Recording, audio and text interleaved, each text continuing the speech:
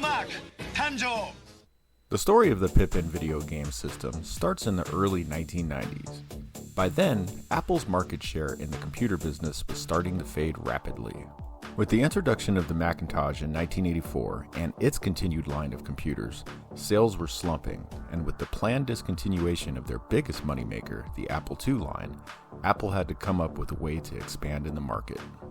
They started to think about the possibility of licensed clones of the Macintosh that third parties would produce to try to expand their market share, just like IBM did with the PC. By 1993, Bandai, a toy and game company, wanted to create a new CD-ROM-based next-generation video game console. Bandai had been in the video game market since the early 1980s with limited success. They licensed the rights from Emerson to make the Bandai Arcadia, a clone of the Emerson Arcadia 2001 console in 1982. They also made some games for the Nintendo Famicom and NES through the 1980s. Bandai had heard that Apple was looking to license the Macintosh, and they wanted to make a game system using Mac architecture. In 1994, Bandai met with Apple and came up with the prototype design of a new multimedia video game system based off the Macintosh 2 classic hardware. It would have the same 16 MHz Motorola 68030 CPU and ran Macintosh system software. Apple would handle the design of the logic board, and Bandai would produce the system shell, packaging, and handle the console's marketing. During the development, Apple and Bandai had asked customers what they wanted in a multimedia game system, and overwhelmingly the response was access to the internet. Bandai never intended on having internet connectivity, but Apple was insistent that the Pippin have it. A couple years earlier, Apple had moved away from the standard serial connection with a modem for internet. They now use Geoport, which used software to emulate the modem to connect to the internet. But to use this technology, the system had to be completely redesigned due to hardware constraints of the 68030 CPU. Apple decided to go with the PowerPC architecture like the current Macs were running. They chose the brand new PowerPC 603 32-bit CPU. Unlike most video game systems, the Pippin would not have a dedicated GPU or sound chip. 2D and 3D graphics were rendered by QuickDraw. Apple had advised third parties to develop 3D rendering hardware for the system if needed. Video for the system is only supported by QuickTime and has no MPEG codec support. In December of 1994, Apple officially announced the Pippin system and their partnership with Bandai. Bandai had planned on launching the console in mid-1995, but unfortunately, the launch date was pushed back to 1996 due to production and development issues. In October of 1995, Mitsubishi Electric agreed to help with production of the console, but never became an official licensee with Apple. In March of 1996, the Bandai Pippin Atmark went on sale in Japan at the cost of 64,800 yen. It included a dial-up modem and 4 bundled games.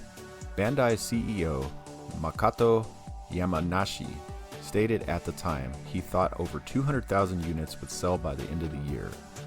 Bandai had spent over $93 million marketing the console in Japan with no help from Apple.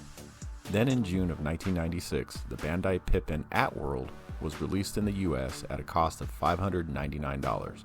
It came bundled with a 6-month unlimited internet account from PSI Net that cost $24.95 per month.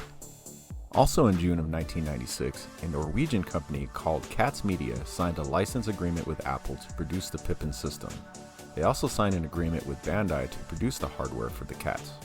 Bandai would concentrate its efforts in Japan and the US, while Cats would focus on Europe and Canada.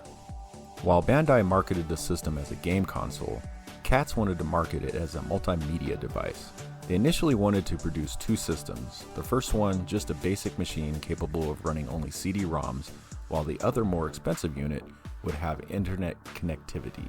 But only one unit was produced. It was named the Cats Media Player 2000. It was available in 2 configurations, one with a rear SCSI port to connect a SCSI device such as a hard drive or floppy drive. The other model did not have the SCSI port. Cats Media never sold the product in the retail market. It attempted to sell it as a set-top box to its media partners such as cable companies and catalogs. Not very many of these were made or sold, which makes the Cats Media Player one of the most rare examples of the Pippin. There were around 60 games made in total for the system, most of which were puzzle and edutainment games. There were also non-game related software made for the system, such as a how-to home improvement CD-ROM and internet browsers. Most of the software development came in-house from Bandai, but there were some third-party developers for the system, but most were small indie developers. This meant the Pippin really had no third-party support like the bigger game companies like Nintendo, Sega, and Sony. This made it increasingly difficult for the Pippin to compete. Also, people complained of the cost of the Pippin compared to the other consoles of the time, and sales never really took off.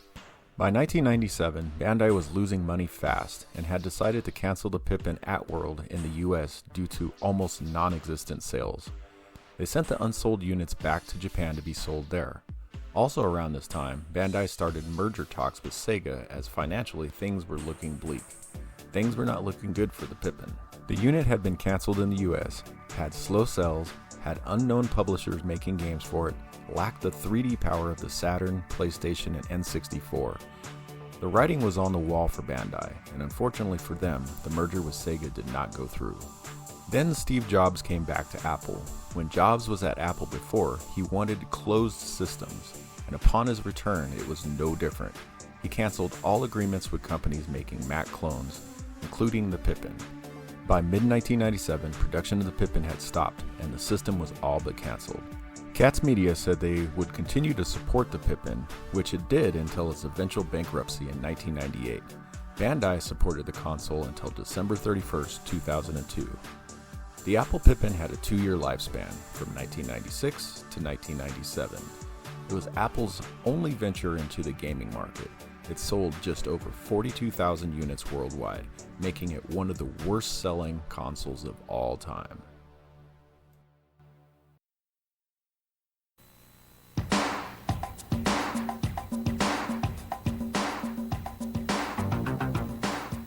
It's been called a game machine, it's been called an internet console, it's been called a multimedia player. It's really not one of those individually, but actually all of them together. Pippin technology is technology derived from the Power Mac architecture. It's been derived here at Apple Computer, represents sophisticated computing, but in a consumer appliance. As a developer and a student, the thing I like most about the Pippin is its ease of use. As a developer, I find it very easy to port titles across from the Macintosh platform to the Pippin platform. As a student, I find it easy to access the internet and run multimedia games. We think that Pippin represents the next generation of a lot of the things that you'll be seeing from Apple. Pippin is technology developed by Apple Computer, and it's technology that we are licensing to a number of our partners who are developing products around this as a platform. And those products are meant to address an entirely new space in computing. The space really will be much more in the vein of media appliances, appliances that can play back multimedia interactively to consumers, as well as giving them access to the internet and other online services. And Bandai, one of Japan's largest children's entertainment company, is the first licensee. They've incorporated the technology in this box, which is the At World. Some of the advantages, I believe, of using Pippin technology is that it provides a low-cost way for developers to get their titles into the home, and also for developers to advertise on the internet. Pippin is not a completely new type of architecture. It's based on Macintosh. And so if you're a Macintosh developer today, you really don't have to do very much in order to get something to work on Pippin. Basically, developing for Pippin is exactly the same as developing for the Macintosh. We tell people to use the same development tools that they use when developing Macintosh software when developing for Pippin. What's unique about Pippin is that a title that's developed for Pippin can also be run on a Macintosh. This is very unique because you don't really have a proprietary platform that you're waiting for an install base to grow on in order for your title to be successful. The other interesting part, of course, is that it's not limited only to Pippin and to Macintosh. One can as easily include a Windows version of the application that you may be writing, the title. And then you truly have a hybrid disk able to deploy across a huge number of platforms. This is one of the most exciting stories to our developers. Apple Computer is the only company in the industry that has not just the software and the hardware, but we also have great development tools, and we also have great content already available on Macintosh.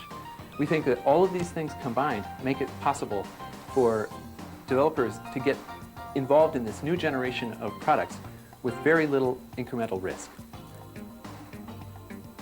Pippin is very exciting as a new class of consumer appliance because it really starts to address a whole new market space that personal computer companies have not really tapped yet.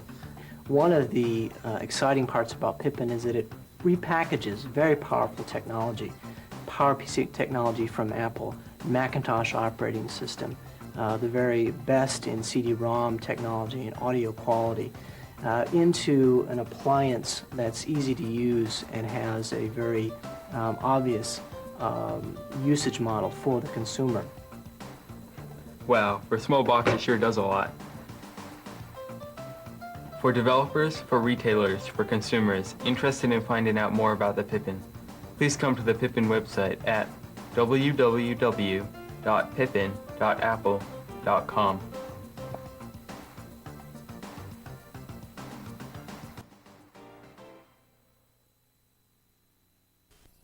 パソコン買った。